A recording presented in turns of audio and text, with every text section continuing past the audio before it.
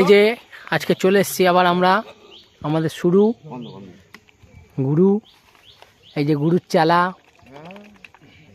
কি কি বলে ওকে, কি বলো, এই যে দেখো পেপসি প্যাট, কি কুয়াশা দেখো পুকুরে, এপার থেকে ওপার দেখা যাচ্ছে না, দেখেছো? এই সবে ঢুকেছি, বেরিয়েছি 3টের সময়। বারুইপুর নটরাজ পুকুর এটা।